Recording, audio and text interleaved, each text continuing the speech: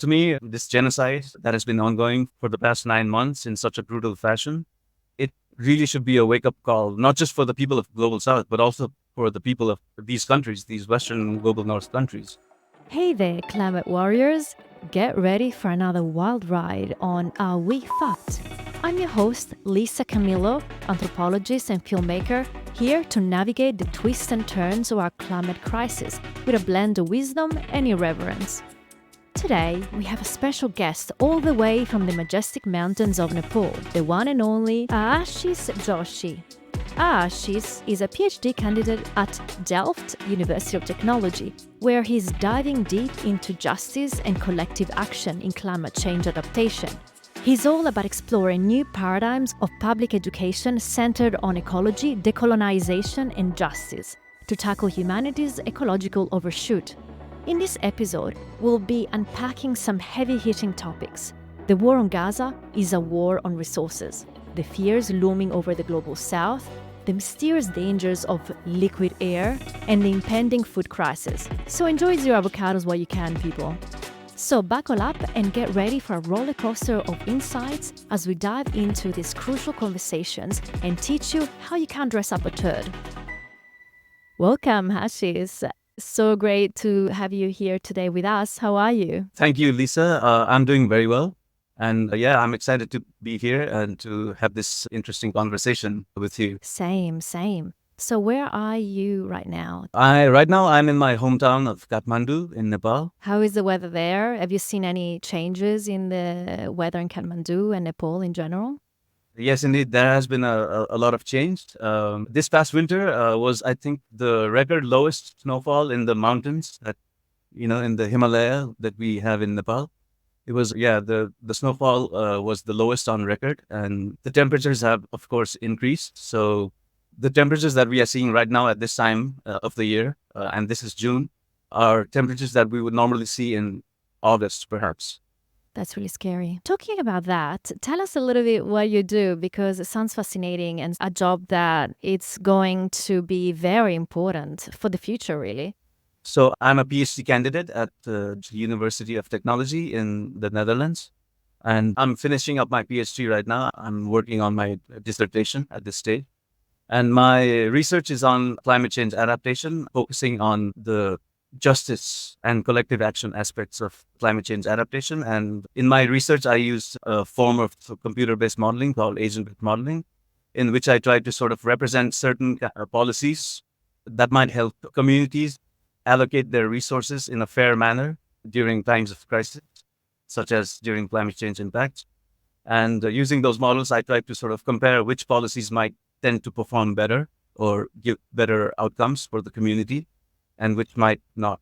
So it's sort of doing a comparative exploration of the effectiveness and the justice potential of different policies in addressing climate change adaptation needs.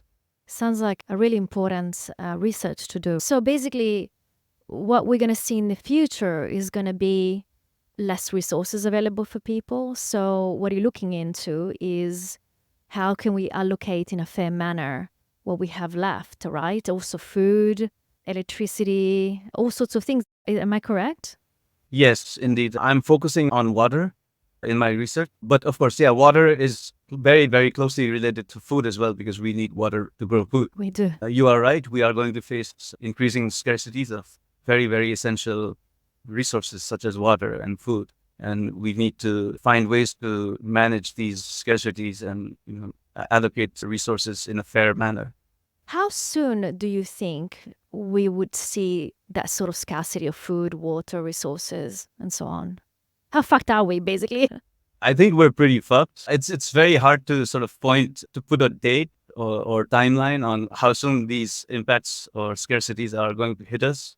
But the rate at which climate change and ecological destruction are progressing, we can expect these impacts to hit us certainly within our lifetimes, probably quite a bit sooner as well. Personally, I'm anticipating within 10 or 15 years, there will be quite significant scarcities because, as you know, right now in many breadbasket regions, which are regions of the world with high agricultural productivity, which all of us depend on globally for our food, many of these places are is struggling with very high temperatures right now, and India is a prime example. Yeah, for rice, no?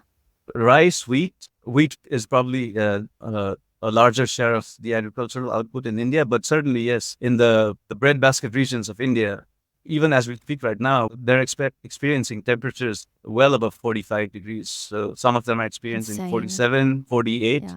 degrees, Mm. and agriculture is not going to be able to cope with these kinds of temperatures.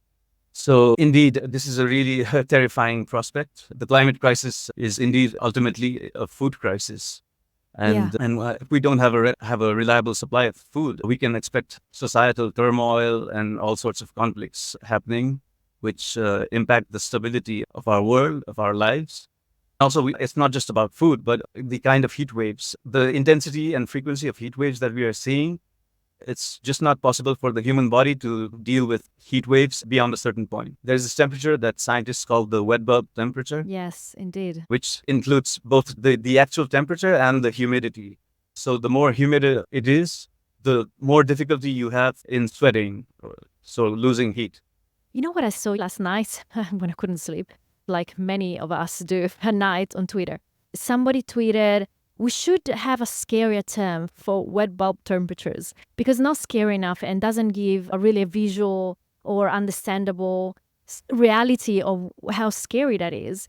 And somebody said something that sounded really frightening. Liquid air, as you said, you can't sweat, and the air, it's so thick of water that you can't breathe, you can't sweat it out, and basically Mm. you boil in the inside like you are in a pot of water.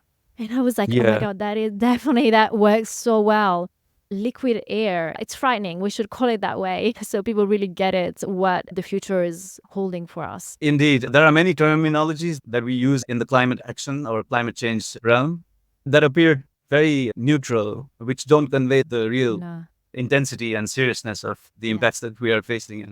And indeed, yeah, a better terminology that captures the force, the gravity of the situation would perhaps be helpful to educate the public. The people don't even know wet bulb temperatures. I used to teach climate change at University in Melbourne, and I didn't even know because I think it's relatively new. I was teaching, more than 10 years ago. So I think maybe this is a new thing, or I definitely missed this chapter of my class. But is it recently new this time? Realizing that it's not going to dry out, we're actually going to be completely in this humid climate. I don't know how new it actually is, but I can identify with you. Like 10 years ago, I had not heard of this either. Okay, good. I feel better. The first time I heard about wet bulb temperatures, I would say, is from an essay. It's quite a famous essay, and you probably know about it. It's by David Wallace Wells, and it's Uh huh. called The Uninhabitable Earth. Ah, yes, yeah, yeah, He also has a book with the same title, which is yeah. excellent. I think that was the essay in which I first came across this idea of wet bulb temperatures and how humidity combined with heat is an absolute killer. It's no bueno. Yeah.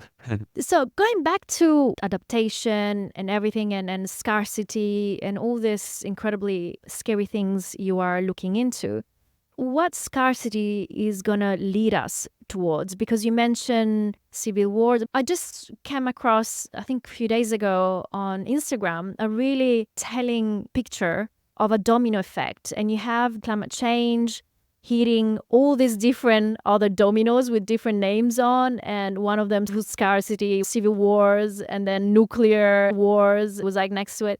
And so you definitely have all this chain of events that climate change is going to lead to, which is really frightening. So you mentioned also, I follow you on Twitter, I'm a big fan, and you all the time say really interesting things, even about Gaza, that it's in the midst of the whole thing, and which I 100% agree. Can we talk about that a bit? Because it's really fascinating. Sure.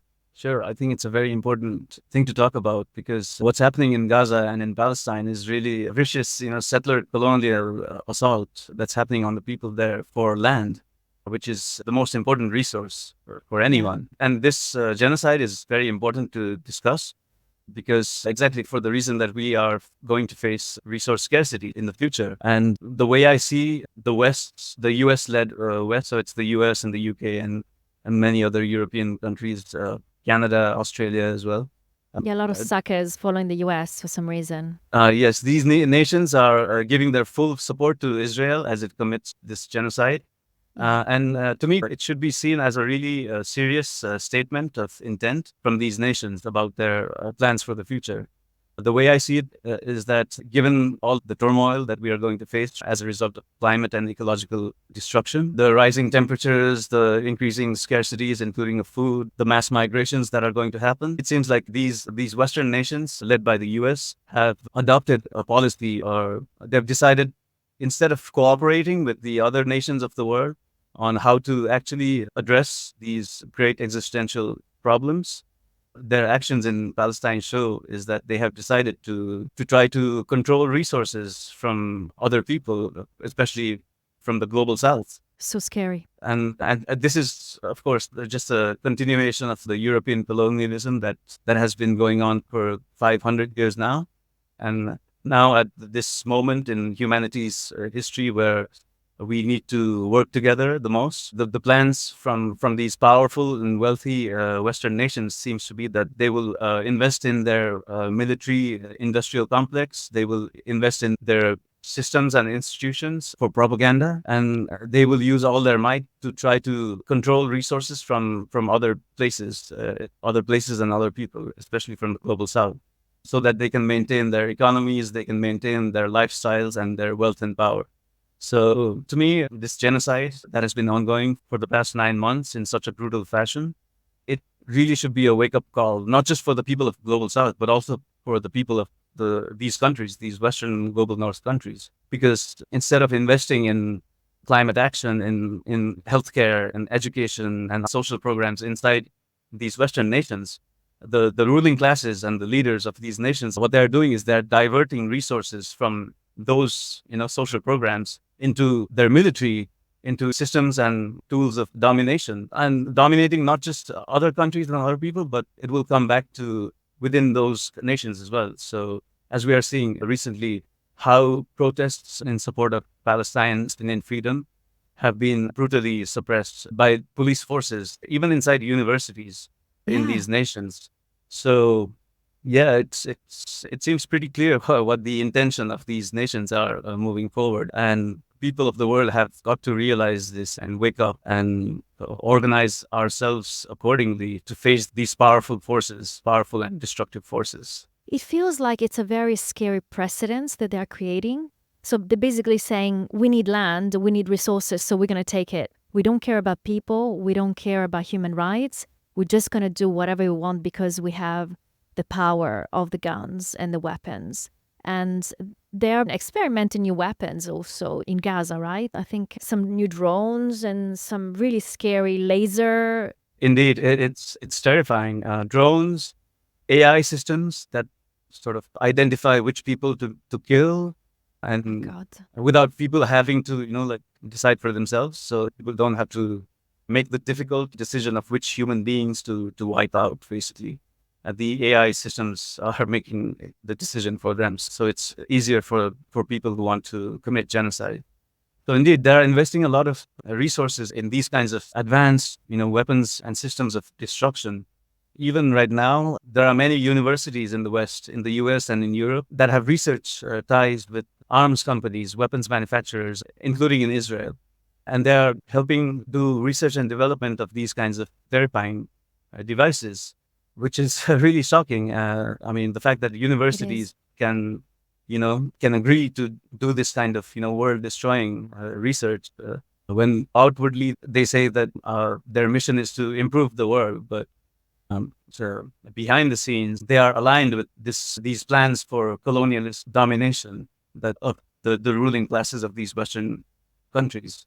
I think also when you defund universities, they don't have any money. They would get money wherever they can just to keep afloat. And unfortunately, big corporations that produce weapons, they have a lot of money, a lot. So they can buy anybody they want, really. So they create faculties of AI that dedicates it to creating new weapons. It's incredibly scary, the world that we are heading towards. Instead of living in a paradise, all working together, trying to solve world problems, we're creating more and more just because we're so greedy.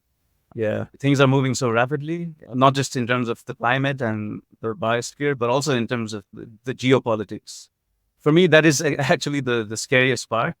Geopolitical stability, cooperation, these are must-haves. These are very fundamental if we want to achieve any sort of real and meaningful climate action. But we are moving in exactly the opposite direction, where it's about the powerful and the rich dominating the poor, annihilating different peoples to get their hands on their lands and their resources. In this kind of environment, it's just impossible to have any sort of meaningful action on climate change or biodiversity collapse. So indeed, yes, it looks very, very bleak at this moment.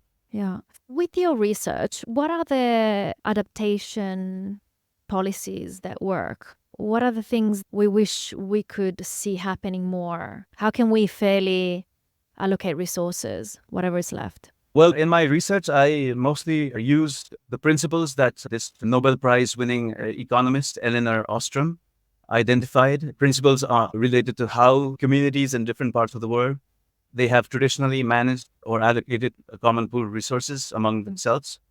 What I do in my research is I try to implement some of those principles as rules in these computer-based models.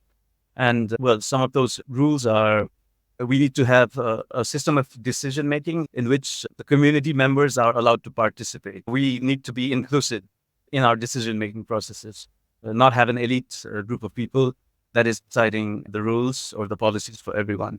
Then, for resources that are common pool, which everyone can access, but which are in danger of being depleted, traditional communities often have these systems of monitoring and penalizing in place. So some of the people in the community, their job is to check if other people are obeying the rules, not to over extract the resource.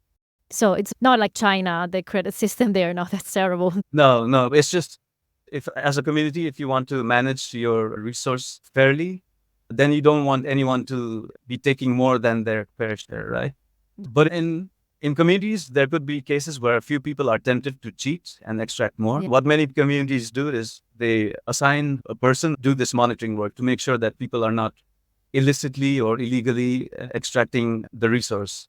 And those who get caught doing so are punished, which is disincentivizing the people to cheat again in the future. So rationing food too, then? And how are we going to share it? So, for example, right? I remember there was on the news last year that India, because the crops weren't doing well with rice, they stopped exporting rice because they thought, you know what, we need to feed our people first. And- How would you cope when all countries stop exporting the food because they need it for themselves? How would you allocate resources? So would you put it all in one food bank and then divide it among different countries? How would you do that? Yes, first of all, that is a reality that I think we are going to face. We are going to face scarcities of food, and then because of these scarcities, there is going to be the situation where we cannot get food from distant places like we are doing right now. In some cases, countries might ban export. In other cases, the supply chain, the delivery chain might break down to conflicts or to other kinds of disruptions. It's terrible to think that if your own people can't afford certain prices, they might want to export to richer countries that get more money for it. When you have less resources, what are you going to have? The person that bids the highest getting the food, instead the people with not enough money will not be able to buy food anymore.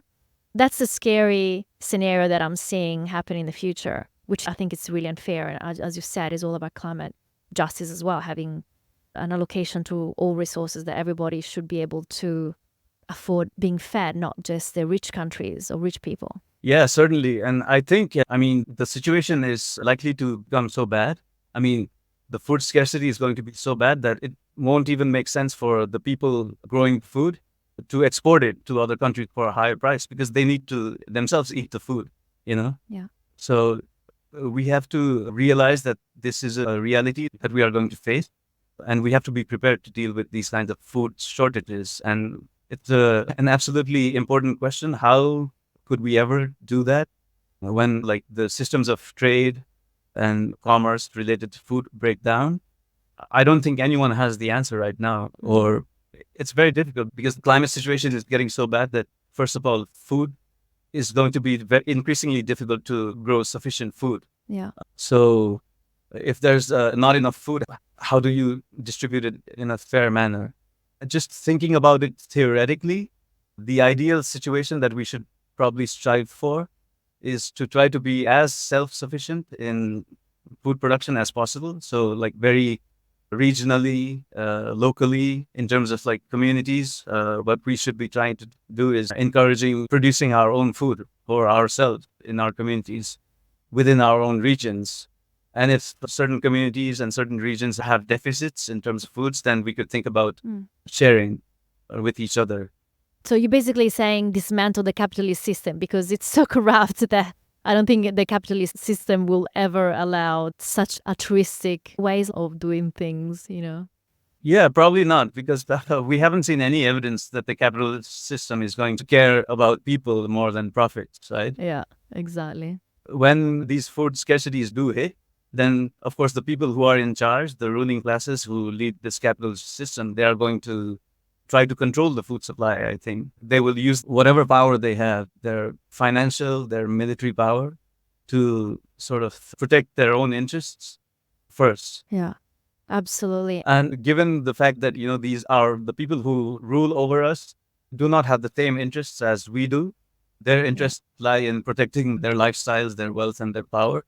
The actions that they are going to take will be just for that purpose. While the rest of us, we the public, we have to sort of try to work with each other, or we have to try to sort of cooperate with each other, coordinate with each other, and try to organize ourselves into these cooperatives, these communities where we can try to be as self-sufficient as possible, not just in terms of food, but perhaps we have to try to be self-sufficient in terms of making our own clothes and shelters and essential tools, for example. Because we are really entering an era in human history where the global supply chains that capitalism, industrialism, and consumerism depend on, they are going to break down. So scary. Yes, indeed. But the comfort that we take for granted, being able to just purchase food in a supermarket and all sorts of other stuffs, these are not going to be the future we are moving towards. But we are definitely moving towards a world in which we cannot rely on these globalized systems of trade to meet our essential needs. The preparation that we, the public, have to do right now is to first be aware of the kind of future that's coming our way, and then to try to set up systems of support and collaboration and cooperation so that we help each other, take care of each other. Because I don't think that the governments are going to do it. Yeah. They will probably pose a lot of barriers for the public to prevent us from being independent in that way, to keep us within their control. We have to try to challenge and resist these power structures of the ruling classes. Absolutely. Amen, brother. But it's very hard because we are seeing an uprise in fascism and fascist governments. Here in Italy is frightening. When I moved back, is because we had a more of a lefty government, and then all of a sudden we had this scary fascism sentiments. I think having a more controlled government is going to help us, where it's not at all. It's actually going to be more and more controlling, and it's going to be harder also getting together and mobilize, as you said, because of this control, more militia-oriented governments. But we'll have to do it. Even podcasts and other ways like this can give that information out and connect us from Italy to Nepal, which is one of my favorite countries. When I was growing up as a Buddhist, I turned Buddhism. I was bullied at school, so Buddhism saved me. And are you Buddhist? What religion are you? I was brought up in a Hindu family, but I'm an atheist. Like a good scientist. Yeah, I mean, there are certain aspects, cultural aspects of Hinduism that I appreciate, but I don't believe in a higher power. I mean, well, the only higher power that I believe in is, well, the nature or the universe. That is a spirituality in itself, though. Yes, that is my spirituality. Yeah, I don't think we need to have faith in any religion in order to be spiritual. Absolutely agree. And Buddhism, for anybody that are going to say anything, it is a philosophy. Yes, we know. It's not a religion. Yes. But how do you deal with the stresses of seeing the future ahead of us? How do you do it? It's very stressful. And I often feel that in my circles, in my family, with my friends, and even with my colleagues, I often feel that I'm the only one who talks about these kinds of things, who thinks about, how really bad the situation is. I see a lot of people, including in academia, who are quite hopeful that technology will somehow help us address these problems and that we can avoid the worst of the impacts. But there are lots of problems with techno-solutionism. Oh, I never heard that. Techno-solutionism.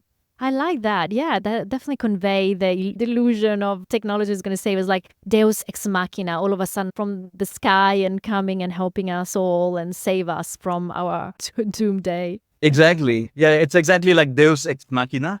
Yeah. Because many of these techno solutions, whether they're large scale renewable energy systems or carbon capture technologies or even geoengineering technologies, I mean, the people who study them or the people who advocate them, from what I've seen, it seems to me as they sort of maybe think that these technologies grow out of thin air or they grow on trees. Yeah. I mean, the fact that, these technologies require materials and energy to manufacture. And so to get those materials, we need to do a lot of mining and processing, which requires a lot of fossil fuels and causes a lot of pollution, deforestation, destruction of ecosystems, impacts on people, indigenous people, and local people living in all these areas where these valuable metals and minerals for these technologies are found. These aspects tend to get ignored by people who are doing research in these techno solutions, basically. But yeah, fundamentally, it's just an extension of this extractivist model of growth that is at the root of our environmental problems in the first place. Yeah. In Australia, we say you can't dress up a turd. Yes.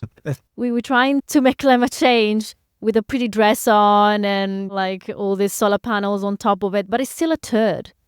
Yeah, maybe you can dress it up and fool people for a short time, but then after a while, people start smelling it. So That's brilliant. Yeah. Especially with this heat. I don't recommend the heating to turd. yes, yes. But Lisa, there was earlier you mentioned fascism, right, and the Yeah. rise of fascism, including in Europe. And I think I wanted to make a point about it because I think this is a very important point that you raised. That fascism is indeed on the rise, and at a time when we are facing these huge environmental problems, and the fair and just way to deal with these problems is to share resources and opportunities equitably among ourselves, right?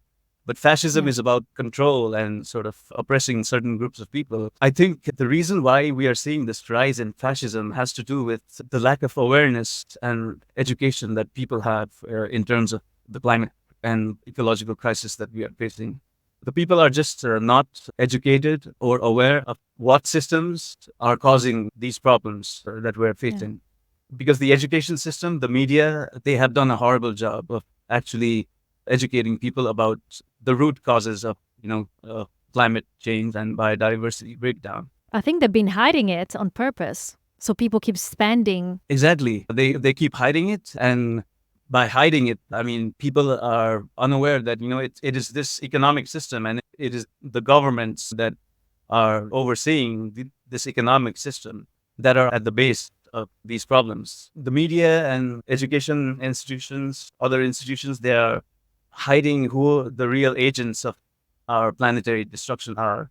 And when people are unaware of the real causes of the problems that we're facing, it's easy for the ruling classes to sort of use propaganda to have people blame other groups of people based on their ethnicity or their religion or Yeah. their, I don't know, sexual orientation. It's just easier for the ruling classes to steer public, To control. to control public opinion and steer them towards these violent, oppressive systems, so that they can maintain their control over the people and keep their wealth and power. So I think the rise of fascism is directly linked with these increasing environmental problems that we are facing, and and the desire of the people causing these problems to keep their wealth and power, Yeah, exactly. and just blame it on other people. Yeah, the immigrants, of course. They are the real problems. Such an easy target. And I think this is one of the things that we must actively work towards, especially in Western countries and the global North. I think the good people of these regions, they have to understand the fundamental causes of the crises that we are facing are not other people, are not poor people in the global south, are not people who are trying to escape unlivable conditions by crossing the Mediterranean and entering Europe. These are not the cause of the problem. Absolutely not. Cause of the problem is this economic system that we have, this industrial, colonialist, capitalist system that has been imposed on us over the past decades. And trying to sort of challenge this system, challenging and resisting these colonialist, exploitative, extractivist systems, I think is what I would like to work towards. That's perhaps the most important thing that we need to do, is try to sort of escape this fucked up political situation that we find ourselves in. I agree, absolutely. And all of us should be concentrating our energies on that. Good luck with your PhD. You've been an amazing guest, and I'm going to keep following you on Twitter and keep following everyone. He's incredible, and he needs our support to raising awareness on what's to come. Thank you so much. You've been really a great guest. Thank you so much, Lisa, for having this conversation with me. It has been very enjoyable speaking with you on these very existential, important topics. And I look forward to meet being in person when we come and visit you in Nepal. I can't wait. Definitely. And before that happens, let's stay in touch, and we can always learn from each other, and we can keep informing, educating each other. Absolutely. About these important topics. And thank you very much. It was a pleasure being here. Wow, what a fascinating conversation we've had today with Aashis Joshi. From the war on Gaza to the looming food crisis, Aashis has provided us with a lot to think about and act on. Don't forget to follow him on Twitter at AashisJO for more of his insightful thoughts and tweets, or whatever Elon Musk is calling them these days. Remember, this podcast series is produced by Against the Tide Films. To learn more about our work, visit our website at againstthetideFilms.com. Tune in every Wednesday for a new episode of Are We Fucked? Subscribe, rate us, and set a reminder so you never miss an episode. You can find us on Spotify and Apple Podcasts. Thank you for tuning in, Climate Warriors. Until next time, stay informed, stay engaged, and keep fighting the good fight. This is Lisa Camillo signing off. Take care, and remember, the future is ours to shape.